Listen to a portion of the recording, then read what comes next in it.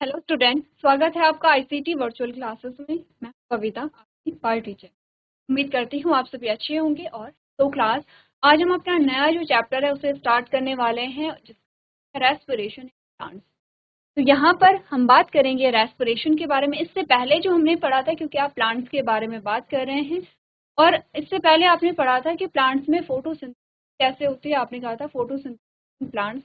Next हमारा आता है रेस्पिरेशन इन। फोटोसिंथेसिस में क्या हुआ है, उसी के आगे आप रेस्पिरेशन को पढ़ रहे हैं। ये सेम वैसा है जैसे आप ह्यूमंस के बारे में जब आप पढ़ते हैं, और जब आप एनाटॉमी पढ़ते हैं, तो एनाटॉमी में आप इंटरनली जो भी आपके क्या आते हैं प्रोसेस होती है, उनके बारे में हम बात करते हैं। ह्यूमन में सेम चीजें हमने पढ़ी थी, जैसे कि आपने पढ़ा है प्लांट्स में क्या हुआ है यहाँ पे फोटोसिंथेसिस। प्रीवियस जो हमारा चैप्टर था उसमें हमने क्या पढ़ा था, फोटोसिंथेसिस पढ़ी थी।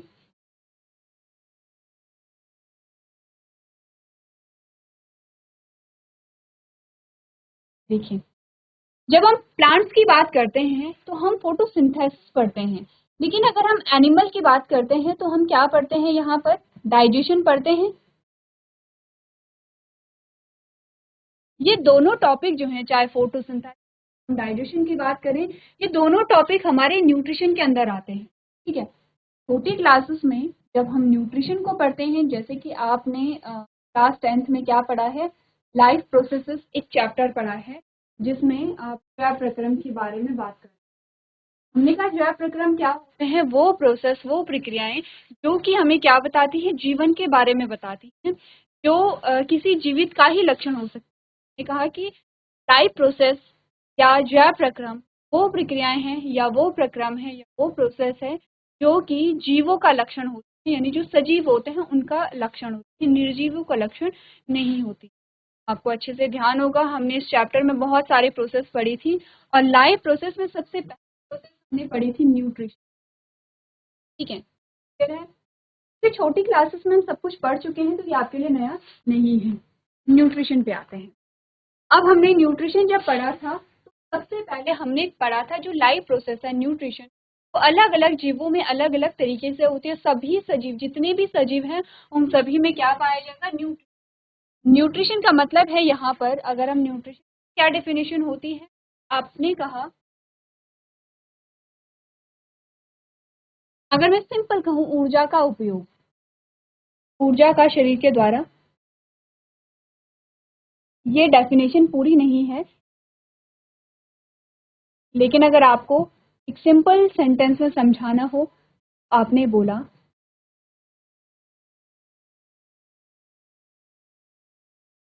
ऊर्जा का शरीर के द्वारा जो उपयोग किया जाता है, उसी से हमें क्या मिलती है, पोषण मिलती है। अब हमारा शरीर ऊर्जा का उपयोग कैसे करेगा, ऊर्जा का उपयोग किन किन चीजों में होता है, आपने कहा ग्रोथ में, या जिसे आप क्या कहते हैं, वृद्धि, और आपने कहा विकास। ठीक है, वृद्धि में आप क्या देखते हैं, आपके शरीर का आकार बढ़ता है। अब आप सोचेंगे, हम तो यहाँ पे बात कर रहे थे प्लांट्स के, आपको बेसिक से चीजें पता होनी चाहिए, हम क्या पढ़ रहे हैं, हम क्यों पढ़ रहे हैं। आपको यहाँ पर हमने जो नया टॉपिक का नाम है वो है रेस्पिरेशन, या श्वसन जिसे कहते हैं। हमने कहा जो श्वसन है, श्वसन की प्रक्रिया कब होगी, पहले यहाँ पे फोटोसिंथेसिस या डाइजेशन की प्रोसेस होती है। फोटोसिंथेसिस या डाइजेशन, फोटोसिंथेसिस होगा प्लांट में, डाइजेशन होगा यहाँ पे ह्यूमन में, जो एनिमल्स होते हैं। हमने कहा दोनों प्रोसेस किसके अंतर्गत आती हैं, न्यूट्रिशन के। तो ये बेसिक से कॉन्सेप्ट होते हैं, कभी कभी आपसे बहुत इजी क्वेश्चन पूछे जाते हैं, बहुत बेसिक क्वेश्चन पूछ लिए जाते हैं, और हमें उसका पता नहीं। ध्यान रखिए, हमने कहा कि यहाँ पर वृद्धि का मतलब है शरीर के आकार में वृद्धि, और वृद्धि का मतलब है शरीर के भार में वृद्धि। ठीक है, जैसे कि हमने कहा जो है, तो उसका आकार भी बढ़ता है, ठीक है, उसका भार भी बढ़ता है, हाइट भी बढ़ेगी, उसका भार भी बढ़ेगा, पूरी बॉडी जो है उसमें ग्रोथ देखने को। या फिर हमने कहा ठीक है, न्यूबॉर्न में तो आप क्लियरली देख सकते हैं, हम जो है, हमारा भी जो वेट है वो इंक्रीज और डिक्रीज होता है। ठीक है, तो भार में वृद्धि होती है यहाँ पर। ठीक है, तो यहाँ पर हम न्यूबॉर्न का सबसे अच्छा एग्जाम्पल ले सकते हैं। विकास का क्या मतलब हुआ, आपने कहा विकास के अंदर वृद्धि भी आती है, और विकास के अंदर सारे ही विकास आते हैं। मानसिक विकास आता है, ठीक है, कौन कौन से आते हैं आपका?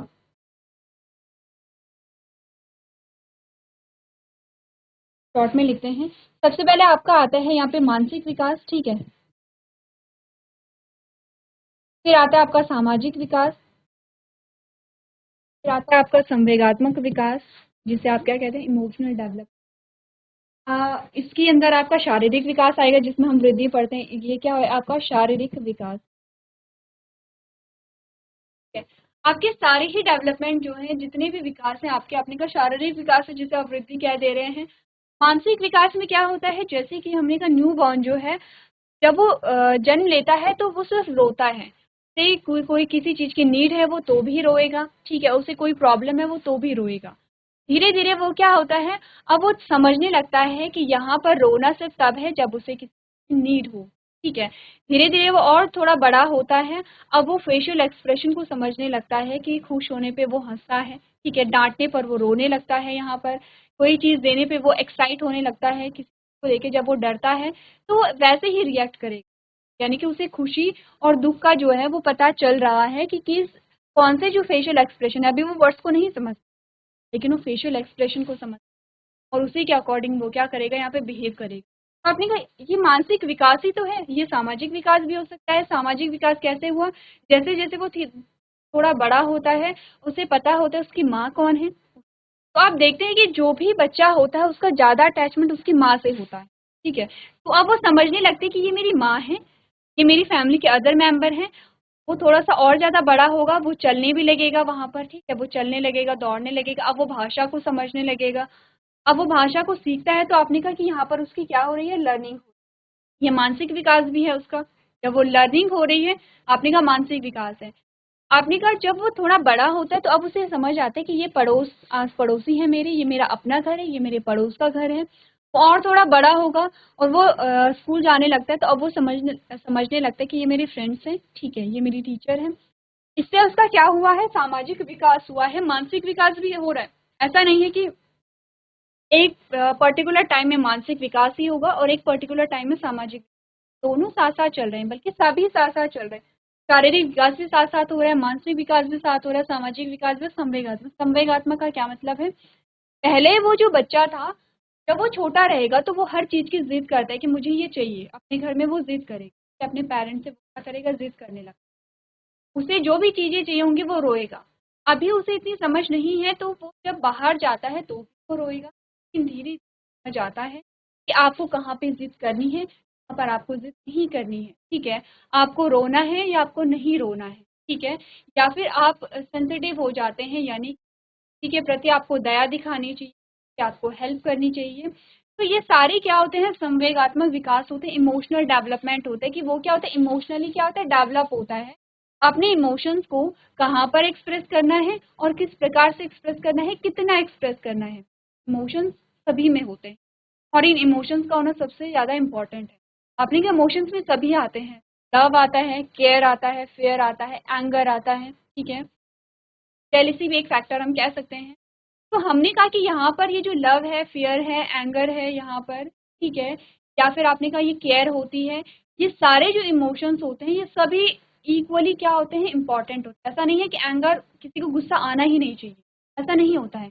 उसमें जो गुस्सा है वो भी होना चाहिए, लेकिन हमें इतना पता होना चाहिए कि गुस्से को कहाँ पर कितना एक्सप्रेस करना है, गुस्से को कंट्रोल करना है। क्योंकि अगर किसी में कोई एक भी इमोशन नहीं पाया जाता, इट मीन्स कि वहाँ पर एबनॉर्मलिटीज़ हैं। वहाँ पे क्या है, एबनॉर्मल कंडीशन। आपने कहा कि कोई इंसान आपने देखा होगा कि वो बिल्कुल भी संवेगात्मक या इमोशनल नहीं है, वो कभी रोता नहीं है, उसे किसी के दुख से फ़र्क नहीं पड़ता है, ठीक है? या फिर वो किसी की हेल्प नहीं करता है, फ़र्क नहीं पड़ता है कि और किसी भी कंडीशन। अगर हम कहें कि एक अच्छा जो इंसान होता है, तो एक अच्छे इंसान के कैरेक्टरिस्टिक्स ये नहीं हैं। दूसरा, आपने कहा कि गुस्सा कभी नहीं आ सकता है, ऐसा पॉसिबल नहीं है कि किसी को कभी भी गुस्सा नहीं आएगा। जो लोग कभी गुस्सा नहीं करते हैं, गुस्सा उन्हें भी आता है, लेकिन वो क्या करते हैं, कंट्रोल करना जानते हैं। तो हमने कहा कि हमें इतना पता होना चाहिए कि कहाँ पर कितने इमोशंस आपको एक्सप्रेस करने हैं, इमोशन का होना भी बहुत ज़्यादा ज़रूरी है। ये सभी जो आपके पास आ रहे हैं, अपनी का वृद्धि और जो विकास हो रहा है यहाँ पर, ये किसकी वजह से हुआ, यहाँ पर किसका यूज़ हो रहा है, आपने कहा यहाँ पे ऊर्जा का प्रयोग होगा हर चीज़ में। हर चीज़ में क्या होगा, ऊर्जा का उपयोग होगा। क्योंकि आपने कहा आपकी बॉडी को हर टाइप का काम करने के लिए यहाँ पे ऊर्जा चाहिए। आपको जीवित रहने के लिए यहाँ पे क्या चाहिए? ये ऊर्जा कहाँ से मिलेगी, कैसे मिलेगी? जब यहाँ पे न्यूट्रिशन होगा, यानी कि आपको पोषण मिलेगा। तो अगर मैं डेफिनेशन आपसे पूछूं, हम बहुत बार छोटी क्लासेस में डेफिनेशन, क्या डेफिनेशन आपकी यही होगी कि ऊर्जा का शरीर के द्वारा उपयोग ही क्या है? पोषण है। हमने कहा पूरी डेफिनेशन हम देखें तो हमने कहा भोजन ग्रहण कर भोजन से ऊर्जा प्राप्त करना तथा उस ऊर्जा का शरीर के द्वारा उपयोग करने की जो प्रोसेस है उसे हम क्या कहते हैं? पोषण कहते हैं। ठीक है, ये तो हमने बात समझी, तो बेसिक सी चीजें थी। अब इसमें आगे क्या पढ़ा था आपने? आपने पढ़ा था यहाँ पर पोषण कितने प्रकार से हो सकता है। आगे आपका जो रेस्पिरेशन है वो इसी से रिलेटेड हो। हमने कहा था जो न्यूट्रिशन है वो 2 टाइप का आपने पढ़ा। कौन कौन सा?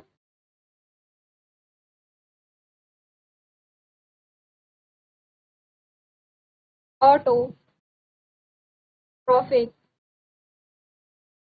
न्यूट्रिशन। ठीक है, सिंपल ऐसी चीजें। ऑटोट्रॉपिक में आपने पढ़ा था फोटोसिंथेसिस।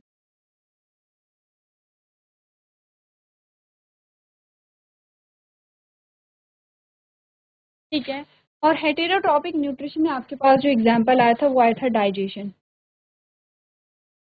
अब हम यहाँ पर ये डिस्कस नहीं करेंगे ऑटोट्रॉपिक है हेटेरोट्रॉपिक।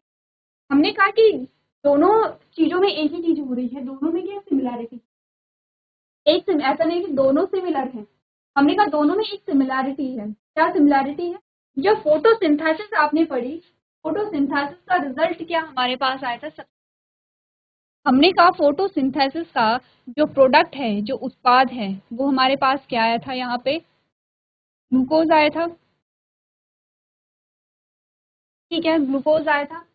और डाइजेशन का जो प्रोडक्ट है यहाँ पे, डाइजेशन का, डाइजेशन किस में हमने पढ़ा? ह्यूमन में पढ़ा। इसका जो प्रोडक्ट है ये भी क्या आया है? यहाँ पे ग्लूकोज आया है। इनमें सिमिलैरिटी ये है। ठीक है, इनमें क्या सिमिलैरिटी है? ये सिमिलैरिटी है। अब हम अगर देखें, अब अगर हम देखें कि हमने कहा यहाँ पे क्या हो गया? फोटोसिंथेसिस, ग्लूकोज का फॉर्मेशन हो गया। फोटोसिंथेसिस में आपने सारी सीख ली, ग्लूकोज साइकिल आपने पढ़ी है, फोटो सिस्टम आपने पढ़े हैं, डाइजेशन में आपने पूरा डाइजेस्टिव सिस्टम पढ़ा है, उसमें आपने देखा डाइजेस्ट वो क्या हो गया है? जो ब्लड है, ब्लड में आ चुका है। इसके बाद क्या होता है? ग्लूकोज। देखा, इसके बाद जो ग्लूकोज का होता है उसको हम रेस्पिरेशन कहते हैं।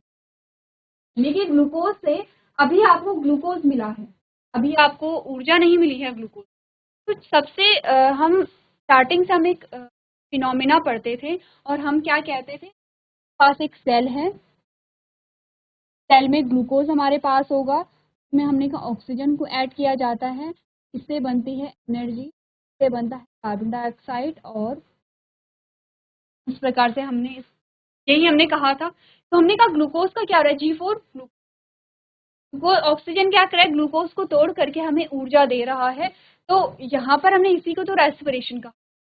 अब अगर रेस्पिरेशन को अभी सिर्फ रेस्पिरेशन के तौर पर हम देखें, हमने अगर ह्यूमंस में देखा कि ह्यूमंस में रेस्पिरेशन कैसे होता है, उसमें हमने कहा कि 3 पार्ट यहाँ पर होते हैं रेस्पिरेशन, टाइप्स ऑफ रेस्पिरेशन बता रहे हैं।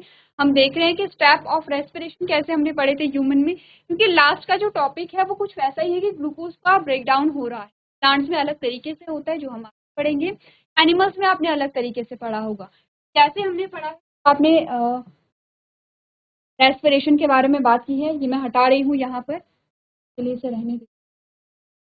अगर हम रेस्पिरेशन के बारे में बात कर रहे हैं तो अपने का रेस्पिरेशन को हमने 3 पार्ट में डिवाइड किया था। एक तो था एक्सटर्नल रेस्पिरेशन,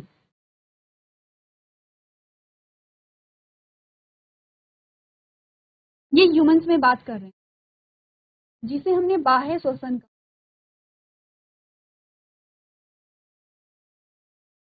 ठीक है, दूसरा है इंटरनल रेस्पिरेशन,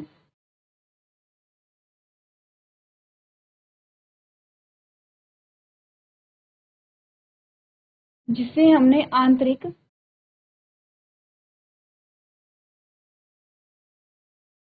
श्वसन कहा था।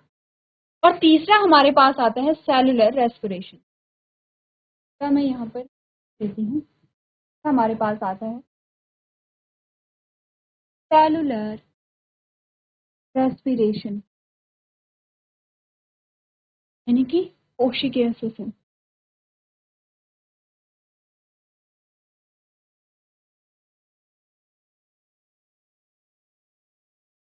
अब यहाँ पर हमने कहा तीनों में एक चीज हो रही थी। श्वसन का मतलब अगर हम देखें सिंपली जो अभी तक हमने पढ़ा है, हमने कहा गैसेस एक्सचेंज कि जो ऑक्सीजन है उसे इनटेक किया जा रहा है और जो कार्बन डाइऑक्साइड है उसे एक्सहेल किया जा रहा है। अब ध्यान रखिए जो रेस्पिरेशन और फोटोसिंथेसिस आपने पढ़ी थी वो थोड़े एक दूसरे के क्या है अपोजिट। हमने कहा था कि जब हमने फोटोसिंथेसिस पढ़ी थी में जो ऑक्सीजन है वो रिलीज हो रही थी, ऐसा ही हमने कहा था ऑक्सीजन रिलीज हो रही है। जब फोटोलिसिस ऑफ वाटर आपने पढ़ी थी, जब आप पढ़ रहे थे यहाँ पर नॉन साइक्लिक फोटोफॉस्फोराइलेशन में हमने कहा था कि जब फोटो सिस्टम सेकंड क्या हो जा रहा है, इलेक्ट्रॉन डेफिशिएंट हो जा रहा है, तो वहां पर इलेक्ट्रॉन की डेफिशिएंसी को पूरा करने के लिए फोटोलिसिस ऑफ वाटर हो रही थी, पानी टूट रहा था और H+ आयन का यूज फोटो सिस्टम सेकंड कर रहा था और जो ऑक्सीजन है वो रिलीज हो जा रही थी। फोटोसिंथेसिस में तो आपने ये पढ़ा है।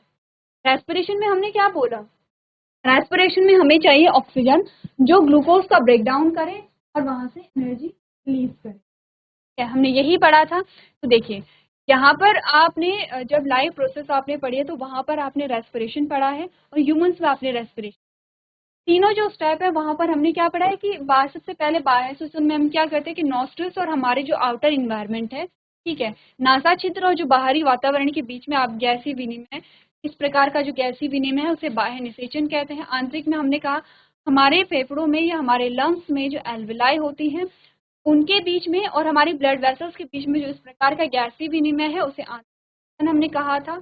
और जो हमने कहा कि हमारी ब्लड और हमारे जो सेल्स होती हैं यहाँ पर उनके बीच में इस प्रकार का जो यहाँ गैसीय आदान प्रदान है उसे हमने कोशिश, इतना तो हम समझ चुके हैं कि श्वसन अगर हो रहा है तो प्लांट्स में भी क्या श्वसन होता है। आगे जाके हमारे पास एक ऐसा होता है कि प्लांट्स को भी ऑक्सीजन की रिक्वायरमेंट होती है, तो हम ऐसा क्यों कहते हैं कि ऑक्सीजन जो प्लांट है वो ऑक्सीजन को रिलीज करते हैं। अगर प्लांट ऑक्सीजन को रिलीज करते हैं और अगर प्लांट ऑक्सीजन को लेते भी हैं तो ये जो बैलेंस है वो किस प्रकार से बनता है, इन सभी चीजों के बारे में हम यहाँ पर बात करेंगे। ठीक है, एक बार आप देखिए अभी तक हमने क्या क्या चीजें डिस्कस,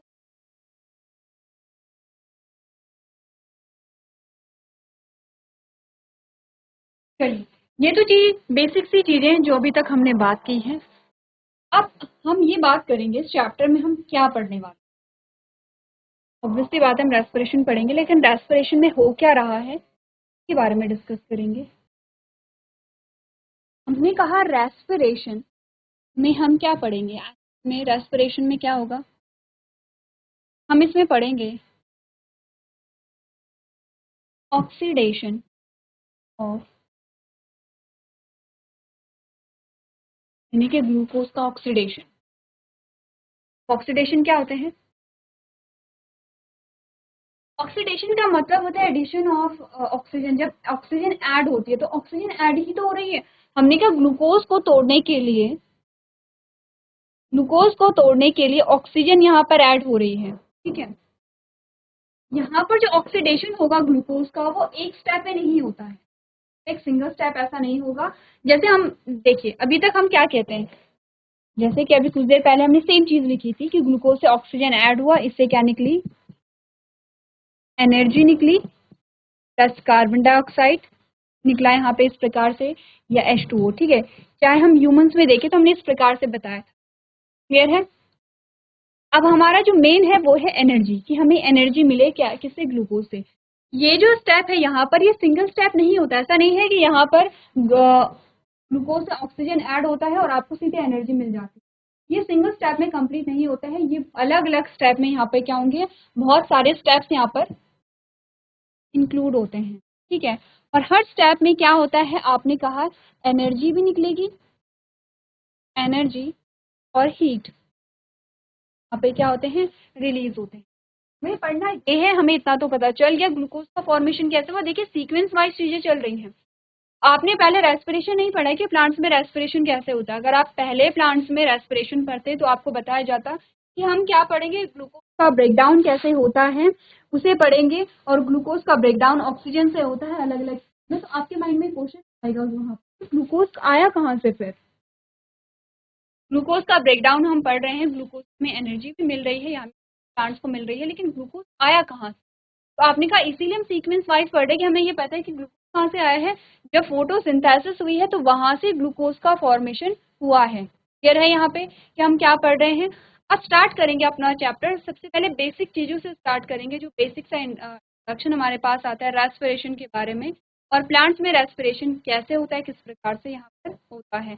आपको पढ़ना है अलग अलग जो स्टेप्स होते हैं कि किस प्रकार से रेस्पिरेशन होता है, जिसमें आप ग्लाइकोलिसिस पढ़ेंगे। ठीक है, अब यहाँ पर जो ग्लाइकोलिसिस है वो या क्रैब साइकिल हमारे पास आती है, टफ नहीं है, बस आपको चीज़ें ध्यान में रखनी है और प्रैक्टिस करते रहना है। ठीक है, तो बेसिक सी चीज़ों से स्टार्ट करते, सबसे पहले आता है इंट्रोडक्शन। क्या बताया गया है इंट्रोडक्शन में आपको? आपने कहा respiration is the process through which oxygen and complex organisms mix and disintegrate, create simpler molecules and release energy।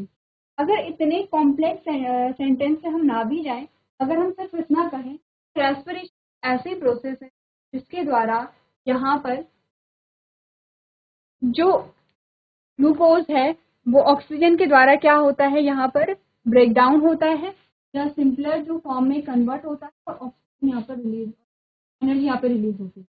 हमने कहा respiration is the process through which oxygen and complex organism mix and disintegrate to create a simpler molecules and release energy.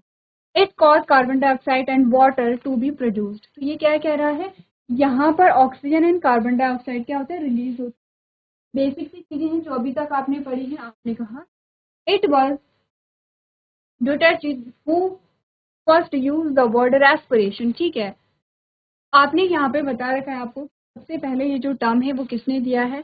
Cellular respiration is the process by which complex molecules containing CC bond, carbon carbon जो bond होता है, undergoes oxidation. आपने कहा cellular respiration में क्या होता है कि यहाँ पर ऑक्सीडेशन की प्रोसेस होती है, producing energy as a by product, और एनर्जी यहाँ पर क्या प्रोड्यूस होती है। There are two types of amphibolic process in respiration, catabolic और एनाबॉलिक। ठीक है, हमने कहा यहाँ पे दो प्रोसेस होती हैं रेस्पिरेशन में, कैटाबॉलिक और एनाबॉलिक। आपको ध्यान होगा जब हमने पढ़ा था यहाँ पर फोटोसिंथेसिस, और हमने कहा था कि फोटोसिंथेसिस एक एनाबॉलिक प्रोसेस है। कहा था, क्या बोला था?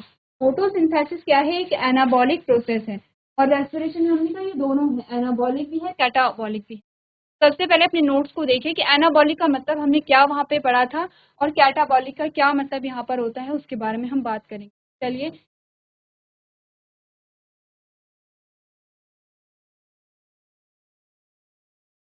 तो आपको ध्यान होगा हमने जब बात की फोटोसिंथेसिस के बारे में, तो हमने बोला था कि यहाँ पर फोटोसिंथेसिस में क्या हुआ है, न्यू प्रोडक्ट बना है,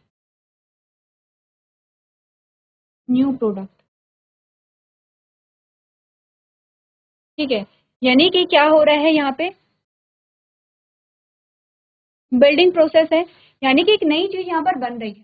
कैटाबॉलिक का मतलब होता है ब्रेकिंग डाउन। इट मीन्स क्या हुआ, यहाँ पर कोई जो चीज है वो ब्रेक डाउन हो रही है। जैसे कि हमने बोला, एक और चीज पहले ध्यान रखिए, ब्रेकिंग डाउन का मतलब है कि कोई चीज है वो ब्रेक डाउन हो रही है अलग अलग चीजों में। ठीक है, यहाँ पर एनाबॉलिक में हमने कहा कि ए और बी मिलकर के एक नया प्रोडक्ट बना रहे हैं, ए बी। और कैटाबॉलिक में हम कह सकते हैं कि ए बी जो है वो टूटा है, जिसमें ए और बी में टूटा। ठीक है, अब जैसे कि हमने कहा इन दोनों प्रोसेस को हम कंबाइंडली क्या कहेंगे, एम्फियोबॉलिक। ठीक है, ध्यान रखिए ये जो वर्ड है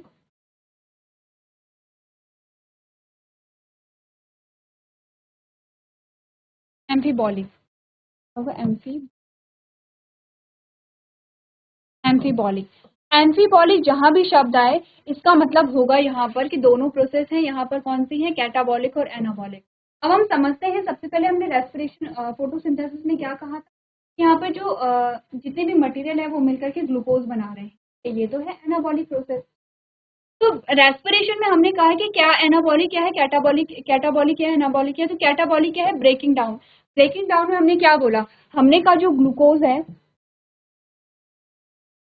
वो टूट रहा है एनर्जी में, कार्बन डाइऑक्साइड में और वाटर में। ये क्या टूट रहा है यहाँ पे? ग्लूकोज क्या होगा? ब्रेक डाउन होगा।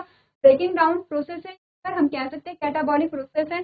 अब आपने बोला तो फिर एनाबॉलिक क्या होगा यहाँ पर? हमने कहा इस एनर्जी करके सेल में नई चीजें बन रही हैं, अब एनर्जी का यूज किया जाएगा यहाँ पर। तो आपने कहा कि सेल में नए जो चीजें यहाँ पे फॉर्म होंगी। चाहे आप बात करें कि ग्रोथ यहाँ पर हो रही है तो नई सेल्स का फॉर्मेशन हो रहा है। Addition of cells is known as growth. हमने कहा जो यहाँ पर फिजिकल ग्रोथ है उसका मतलब क्या होता है? एडिशन ऑफ सेल है। हम प्लांट्स की भी बात करते हैं तो हम क्या कहते हैं? सॉफ्ट टिश्यू पड़े हैं और अलग अलग आपने लोकेशन उनकी पढ़ी, तो इस प्रकार के सेल से बने होते हैं जिनमें डिवीजन होता है। हमने कहा यहाँ पर कुछ सेल्स पाई जाती हैं जिसे एपिकल मेरिस्टेम। अब ये जो एपिकल मेरिस्टेम है ये क्या होते हैं? इनमें ग्रोथ होती चली जाती है और ग्रोथ का मतलब होता है कि ये क्या करेंगे? यहाँ पर जो हाइट है या लेंथ है उसे इंक्रीज। ग्रोथ कैसे भी? जब यहाँ पे नई सेल ऐड होती है। ये सेल ऐड कब होंगी? जब सेल में डिवीजन होगा, कोशिका विभाजन होगा। कोशिका विभाजन के लिए क्या चाहिए होगी? एनर्जी चाहिए होगी, क्योंकि हमने कहा हर टाइप की प्रोसेस के लिए आपको चाहिए एनर्जी।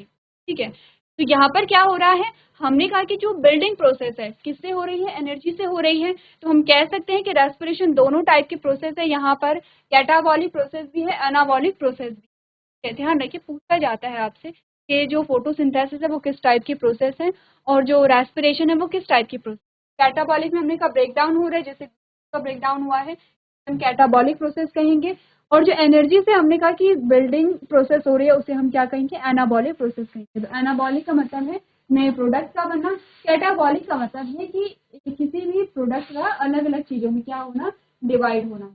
ये तो है बेसिक सी चीजें। हमारे पास वर्ड आया है एम्फीबॉलिक। ठीक है, एम्फीबॉलिक शब्द आप अलग से लिखेंगे और इसकी जो डेफिनेशन है उसे अपनी कॉपी में नोट करेंगे। तो चलिए बताइए, लिखिए यहाँ पर एम्फीबॉलिक प्रोसेस क्या होती है? वो प्रोसेस यहाँ पे दोनों प्रोसेस इंक्लूड होते हैं, कैटाबॉलिक भी और एनाबॉलिक भी। एम्फी वर्ड कहाँ से आया है आपको पता होना चाहिए।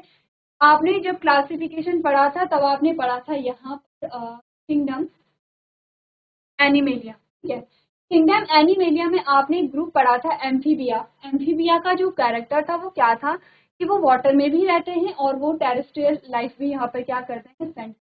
कि वो पानी में भी रहते हैं, एक्वेटिक भी होते हैं, टेरेस्ट्रियल भी होते हैं, स्थलीय भी होते हैं, दोनों जगह पाए जाते हैं, इसलिए हमने इन्हें एम्फीबिया कहा। इसी बेसिस पे हमने कहा था, आपसे एक क्वेश्चन पूछा जाता है कि बताइए जो किंगडम प्लांटी है, किंगडम प्लांटी का एम्फीबिया किसे कहते हैं? आपसे एक क्वेश्चन पूछा जाता था 9th-10th में हमारे पास एक चैप्टर है। तो हमने कहा कि वहां पर हम किसे कह रहे थे? यहाँ पे ब्रायोफाइट्स जो हमारे पास आते हैं उन्हें हम एम्फीबिया कहते हैं, क्योंकि उनका भी फीचर सेम है कि वो पानी वाली जगह पे भी पाए जाते हैं, वो स्थल में भी पाए जाएंगे वहां पर जहाँ पर नमी वाली जगह हो। ठीक है, एम्फी का मतलब होता है कि जहाँ पर दो चीजें इंक्लूड। आप एम्फी से समझेंगे क्योंकि एम्फीबिया जो शब्द है वो काफी जगह आता है और एम्फी का मतलब ही होता है कि जहाँ पर दो चीजें क्या हो यहाँ पर इंक्लूड। क्लियर है इतना? आगे बढ़े। आगे हमने कहा numerous different respiratory intermediates are used in synthesis of other compounds।